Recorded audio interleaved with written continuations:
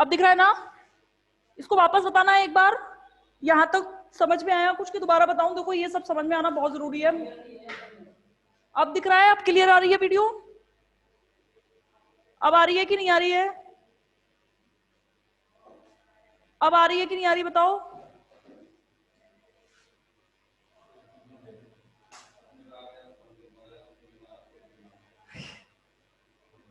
बच्चे तो जिंदगी भर ऐसी करते रहेंगे। हाँ अब दिख रहा है क्या? आवाज आ रही है? आवाज आवाज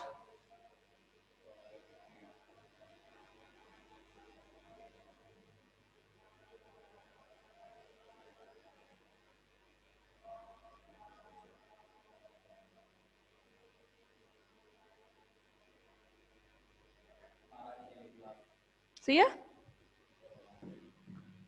ठीक है ना? अब ये कुछ नहीं किया है मैंने, इस जगह सिर्फ मल्टीप्लाई किया है।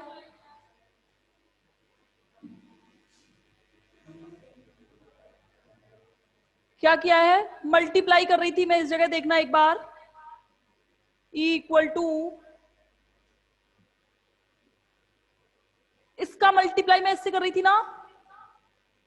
क्या आ रहा था? C1 स्क्वायर शाई H शाई A। इस तरीके से तो था, ये सिर्फ मल्टीप्लाई किया है और जिसके आगे हैमिल्टोनियन ऑपरेटर लग रहा है उसके आगे ही लगाया है, इधर से उधर हटाना नहीं है, बस उसे इतना ध्यान रखना है। बाकी मल्टीप्लाई के जो नियम होते हैं उसी के हिसाब से हम काम करेंगे। अब देखना आगे।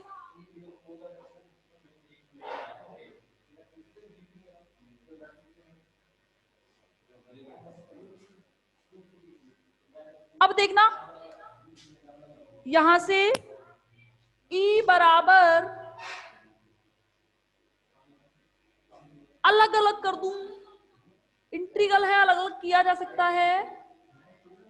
देखो C1 स्क्वायर कांस्टेंट है, बाहर आ जाएगा इंटीग्रल के। एक स्टेप बचाने की कोशिश की है मैंने। आप चाहें तो इसको स्टेप को ओपन करके लिख सकते हैं कि C1 स्क्वायर, इसको अलग, सबको अलग अलग लिख सकते हैं। चूंकि C1 एक कांस्टेंट है, एज अ कांस्टेंट इंटीग्रल के बाहर आता है। बाकी सब जैसा है वैसा की वैसा ही H शाई A डी लैम्डा, अलग अलग इंटीग्रल के हिसाब से कर रही हूं तो उसी हिसाब से करूंगी। प्लस C1 C2 कांस्टेंट है या नहीं, इंटीग्रल शाई A H शाई B D lambda plus C2 C1 शाई, एक मिनट, इंटीग्रल लगा दीजिएगा, अलग अलग कर रही हूं सबको स्टेप्स को। C2 C1 शाई B H शाई A डी लैम्डा, और क्या बचा नीचे, प्लस C2 स्क्वायर कांस्टेंट बाहर, बाकी सब अंदर, शाई B H शाई B डी लैम्डा अपॉन, बिल्कुल सेम जैसा ऊपर किया है वैसा नीचे कर दीजिए। C1 स्क्वायर कांस्टेंट बाहर आएगा बच्चों, क्या बचा, शाई A square D lambda plus, देखना 2 बाहर, C1 C2 बाहर, अंदर क्या, शाई A शाई B डी लैम्डा। ठीक है, कोई दिक्कत नहीं।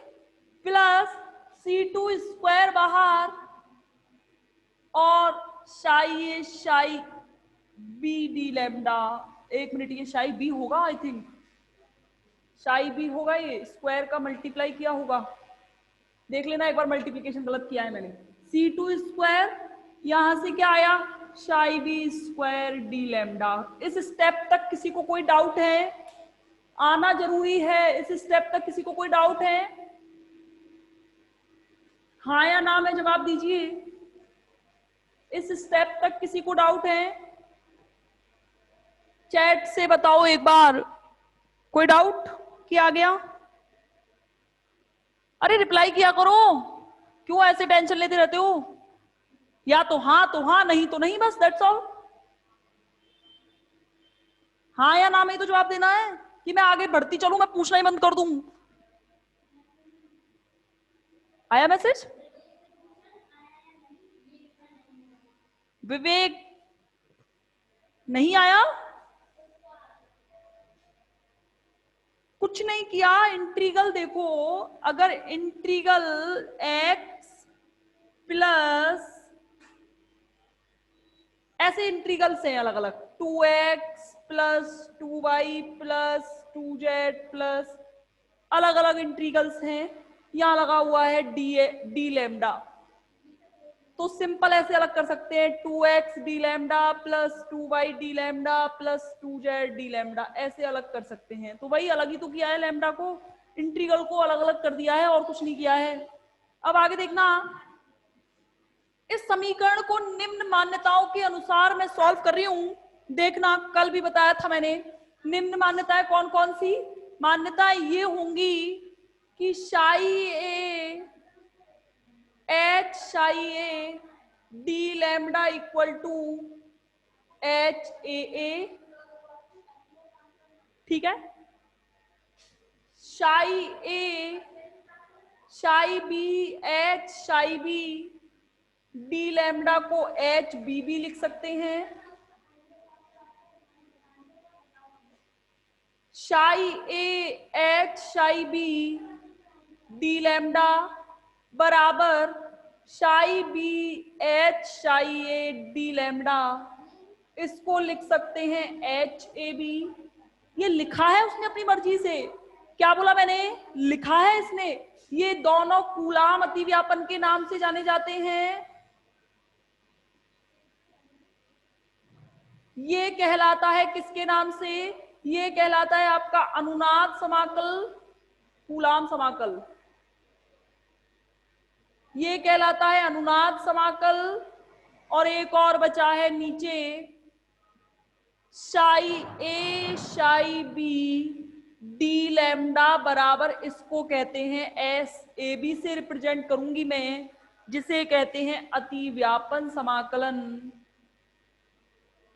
और इसी के रिस्पेक्ट में शाई ए स्क्वायर डी लैम्डा बराबर psi B square D lambda बराबर 1। ये क्यों किया है, इसके बारे में मैंने कल थोड़ा सा चर्चा की थी। मैंने आपसे कहा था कि किसी भी कोई भी दो आपके नाभिक क्रिया कर रहे हैं, जिसमें से ए और बी दो नाभिक हैं, जिसमें से एक ए है एक बी है। अगर मैंने बोला ए और बी दो नाभिक हैं, तो उनके बीच में एक तो आवेशों से प्रभावित होंगे, वो होंगे या नहीं होंगे? एक उनके बीच अतिव्यापन होगा तो वो अतिव्यापन से प्रभावित होंगे, और एक उनके बीच अनुनाद होगा। अनुनाद का मतलब क्या था, ध्यान समझना। आपको कल मैं बता रही थी कि H2 प्लस में दो इलेक्ट्रॉन व एक प्रोटॉन, सॉरी दो प्रोटॉन व एक इलेक्ट्रॉन होता है। हो सकता है कि एक इलेक्ट्रॉन इस पहले हाइड्रोजन पर आ जाए, ये खाली रह जाए। मानो इसका इलेक्ट्रॉन इस पर आ जाए और ये खाली रह जाए, पहला वाला हाइड्रोजन। तो इस प्रकार की संरचनाएं अनुनादी संरचनाएं कहलाती हैं। तो यानी कि मेरे कहने का मतलब क्या है, इन तीनों को नाम दे दिया है मैंने, तो अब इन सब चीजों को अप्लाई कर रही हूं मैं इस इक्वेशन के अंदर। तो देखना, कैपिटल ई बराबर C1 स्क्वायर, इसकी जगह पर क्या लिख सकते हो? एच ए लिख सकते हैं ना, प्लस C1 C2, इसकी जगह पर क्या लिख सकते हो? H A B, plus C1 C2, इसकी जगह पर भी क्या लिख सकते हो? एच ए बी लिख सकते हो, प्लस इसकी जगह पर क्या लिखा जा सकता है? C2 square H B B upon ये 1, तो C1 स्क्वायर बचेगा इधर, प्लस 2C1 C2, इसे क्या लिख सकते हो? एस ए बी, प्लस ये क्या आ गया 1, तो ये क्या हो गया? C2 square. कोई दिक्कत है क्या यहां तक? किसी को बताओ फटाफट, किसी को कोई दिक्कत है क्या यहां तक? किसी को कोई दिक्कत है?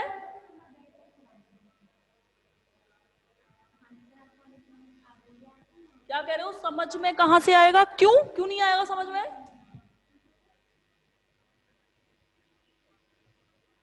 बताओ, यहां तक कोई दिक्कत है क्या? यहां तक कोई दिक्कत है क्या? दिव्या के अलावा और किसी को कोई डाउट है? ये दोबारा करा रही हूं, मैं एक्सपेक्ट नहीं करती कि आप मुझसे इसको तीसरी बार पूछोगे। कुछ नहीं किया है इसमें, जहां जो जो चीज वैल्यू थी।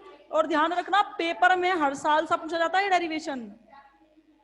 क्या बोल रही हूं मैं? पेपर में हर साल सा आता है, ऐसे ही नहीं कह रही मैं, कोई मतलब है मेरे कहने का? कोई मतलब है मेरे कहने का? पेपर में हर साल आता है।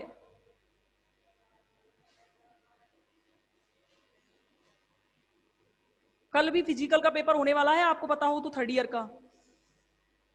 कल सुबह 8 से 10 पेपर रहेगा, थर्ड ईयर का फिजिकल केमिस्ट्री का पेपर। तो आप देखना कि इतना तो मैंने करा दिया है, आप कितना अटेंड कर सकोगे उसमें से। समझ रहे हो? और जो पेपर दे के आए उससे पेपर ले लेना, रख लेना अपने पास, काम आती हैं चीजें। ठीक है ना?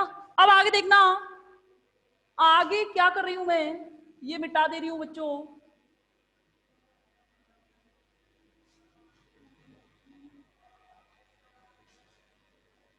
कोई बात हो तो चैट से बता दीजिएगा। अब मैं रुक नहीं रही हूं, मैं फटाफट करा रही हूं, मैं ये मानते हुए कि आपको आ रहा है समझ में।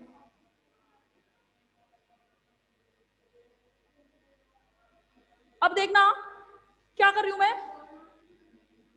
C1² HAA प्लस ये दोनों जुड़ जाएंगे कि नहीं जुड़ेंगे, 2C1C2HAB plus C2² HBB upon नीचे क्या बचेगा, C1² plus 2C1C2SAB plus C2²।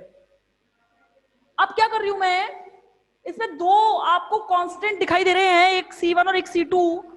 एक बार इसका नियत मान ज्ञात करने के लिए, नियत मान ज्ञात करने के लिए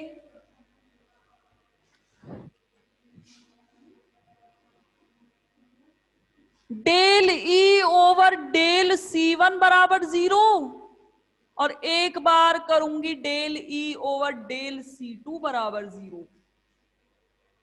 del E upon del C1 का मतलब क्या है कि इस E का एक बार C1 के सापेक्ष और एक बार इस E का C2 के सापेक्ष अवकलन करना है मुझे। तो देखना इस वाली इक्वेशन से, देखिएगा मैं क्या कर रही हूं, थोड़ा सा मैं डिफरेंस करूंगी। ये याद रखने की चीज रहेगी आपको, कैपिटल E बराबर इसका C1 के सापेक्ष। ध्यान रखना, ये याद करना है आपको। ये इसलिए क्योंकि याद मतलब कहने का मतलब प्रैक्टिस करनी पड़ेगी, क्योंकि कुछ चीजें ऐसी हैं जो कभी नहीं पढ़ी। अवकलन ऐसा लगेगा, ऐसा तो हमने कभी किया ही नहीं। अगर इसका अवकलन करते तो कैसे करते, इसका स्क्वायर करते, करते कि नहीं करते, इसको ऊपर ले जाते, यानी कि U अपॉन V के फॉर्मूले से इसका करना चाहिए अवकलन। पर चूंकि ये तो साइंटिस्ट है, इन्होंने अपनी स्वार्थ के लिए इसको कैसे सॉल्व किया है देखना। मैं क्या कर रही हूं, del E over del C1 निकाल रही हूं एक बार। C1² x² का x के सापेक्ष अवकलन क्या होता है, 2x। तो C1² का C1 के सापेक्ष अवकलन क्या होगा, 2C1। क्या होगा, 2C1। ध्यान रखना जो सेम है, चलो बाद में बताती हूं। प्लस इसका अवकलन देखना, C1 के सापेक्ष C1 जो दिख रहा है वो उसका ही अवकलन करना है, बाकी सब कांस्टेंट।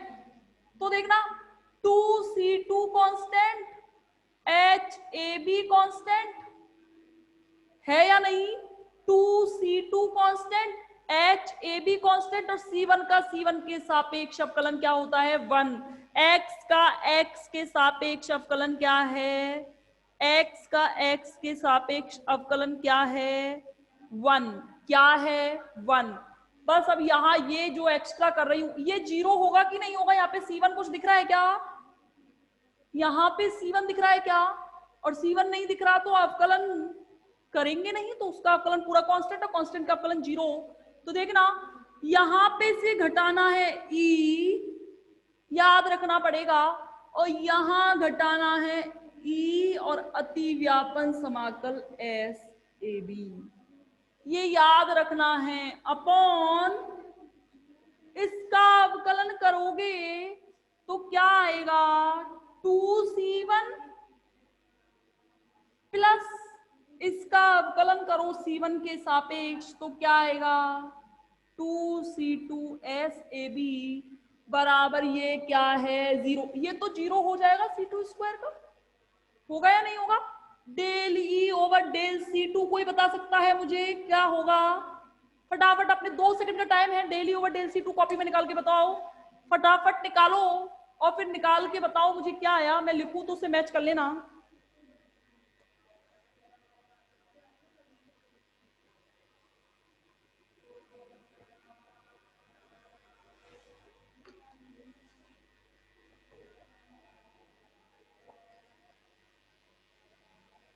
लिखूं तो उससे मैच कर लीजिएगा।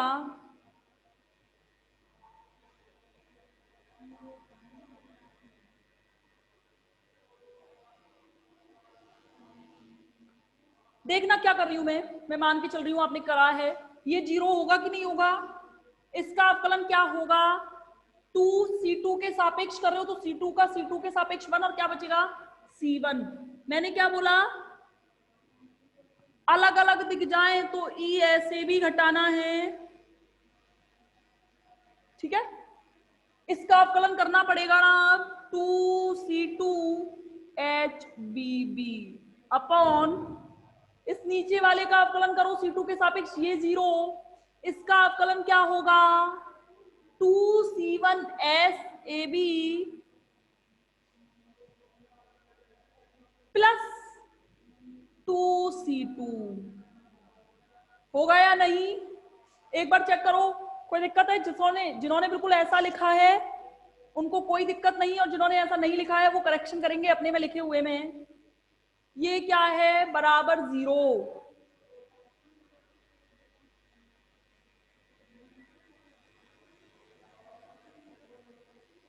अब देखना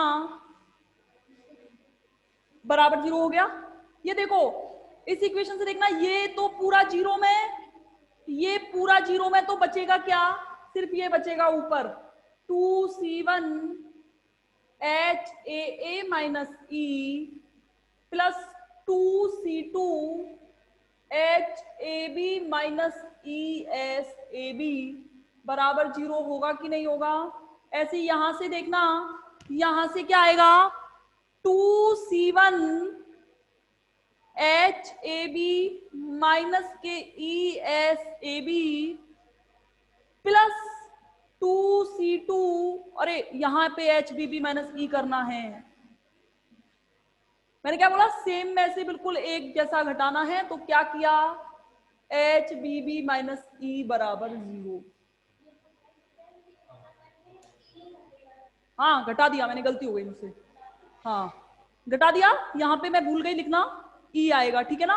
अब देखना यहां से क्या कॉमन आ सकता है 2 कांस्टेंट, यहां भी 2 कांस्टेंट, ये कॉमन आके 0 में चला जाएगा, तो यहां क्या बचा c1HAA minus E plus c2HAB minus ESAB बराबर 0।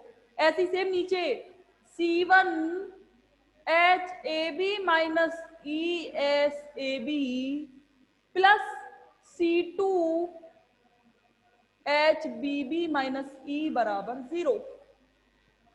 इस दोनों इक्वेशंस को, यहां तक किसी को कोई डाउट है? यहां तक किसी को कोई डाउट है? यहां तक किसी को कोई शंका?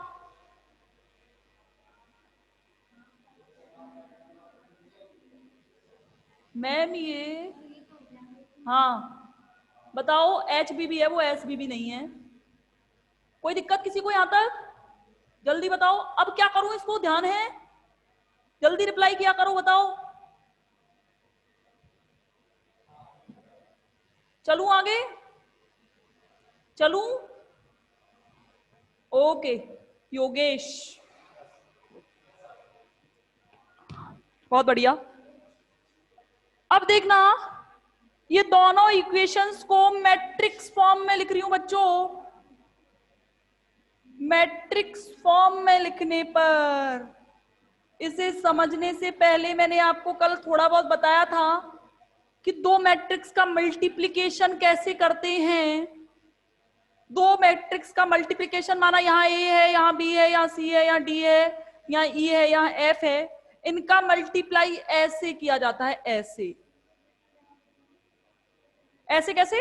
इसका मल्टीप्लाई इससे, इसका मल्टीप्लाई इससे, दोनों को प्लस, इसका मल्टीप्लाई इससे, इसका मल्टीप्लाई इससे, दोनों को प्लस। देखो कैसे, ए ई मल्टीप्लाई कर रही हूं, A E plus B F,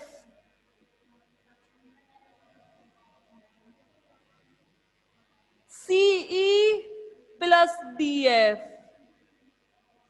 multiply हमेशा 7 के फॉर्म में किया जाता है, 7 के फॉर्म में। तो इन इक्वेशंस को देखना कैसे लिखा जाएगा, इन इक्वेशंस को कैसे लिख सकती हूं मैं, देखना। नहीं आए तो पूछिएगा मुझसे। यहां लिख दिया एच ए माइनस के ई, यहां लिखा एच ए बी माइनस के ई एस ए बी, यहां लिखा एच ए बी माइनस के ई एस ए बी, और यहां लिखेंगे एच बी बी माइनस के ई, और यहां पे मल्टीप्लाई में लिख दिया मैंने C1 C2, और ये बराबर में 0 है ही, ध्यान रखना। तो देखना मैंने क्या बोला, इसका मल्टीप्लाई इन दोनों से, इसका मल्टीप्लाई इन दोनों से, इसका मल्टीप्लाई इससे करोगे तो क्या आएगा, C1H AA माइनस ई, C1H AA माइनस ई, ठीक है। और इसका मल्टीप्लाई इससे और प्लस लगाते हैं बीच में, प्लस के C2H AB minus E S A B. ऐसे यहां पे देखना H A B minus E S A B का मल्टीप्लाई C1 से, और H B B minus E का मल्टीप्लाई C2 से। लिख दिया मैंने मैट्रिक्स फॉर्म में। किसी को डाउट है यहां तक? अब देखना आगे, बाकी का बचा हुआ थोड़ा कल हो पाएगा, पर कोई नहीं, अभी आज ये चीज देख लो हल्का सा। क्या बता रही हूं मैं,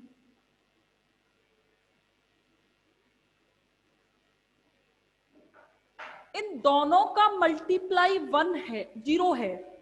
तो इसका मतलब क्या है, या तो ये 0 के बराबर होगा या ये 0 के बराबर होगा, यानी कि ये वाली मैट्रिक्स 0 होगी या ये वाली मैट्रिक्स 0 होगी। लेकिन ध्यान रखना, हम कभी भी C1 C2 की वैल्यू 0 नहीं रख सकते, क्योंकि C1 C2 की 0 वैल्यू रखने का मतलब ये है कि उसमें मिश्रण गुणांक की वैल्यू 0 हो गई। मिश्रण गुणांक की वैल्यू अगर मैं 0 रख भी दूं तो मेरे पे यहां से कुछ भी निष्कर्ष नहीं निकल पाएगा। तो मैं क्या कर रही हूं, मैं क्या कर सकती हूं, H ए ए माइनस के ई, एच ए बी माइनस के ई एस ए बी, और यहां से क्या आया, एच ए बी माइनस के ई एस ए बी, और यहां से क्या आया, एच बी बी माइनस के ई बराबर 0। ये 0 नहीं रख सकते हैं तो, और इन दोनों का मल्टीप्लाई 0 है तो इसको 0 रखना पड़ेगा, और अगर अब इसको 0 रखना है तो मैंने रख दिया है बस, बराबर में 0। अब मैट्रिक्स कैसे सॉल्व करते हैं, पता है कि नहीं पता? पहले इन दोनों का मल्टीप्लाई, बीच में माइनस इन दोनों का मल्टीप्लाई, इन दोनों का मल्टीप्लाई, बीच में माइनस इन दोनों का मल्टीप्लाई। इसका मल्टीप्लाई इससे कीजिए, एच ए ए माइनस के ई, एच बी बी माइनस के ई, माइनस बीच में माइनस आएगा, यहां से क्या आया, एच ए बी माइनस के E S A B, multiply किससे करना है, इससे, एच ए बी माइनस के E S A B equal to 0। इन दोनों का मल्टीप्लाई, समझ में आ रहा है, इन दोनों का मल्टीप्लाई माइनस इन दोनों का मल्टीप्लाई, गुणा कराएंगे। बाकी का जो बचा हुआ है मैं कल करवाऊंगी। यहां तक किसी को कोई डाउट है, क्योंकि मेरी अगली क्लास का टाइम हो रहा है।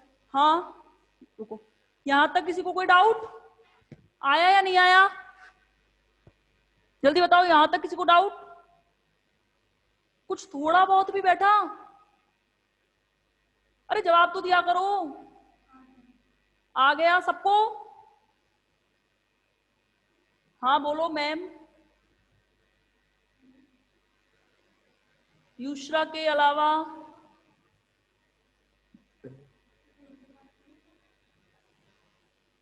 चलो ठीक है, कल मिलते हैं। ओके ठीक है, थैंक यू सो मच।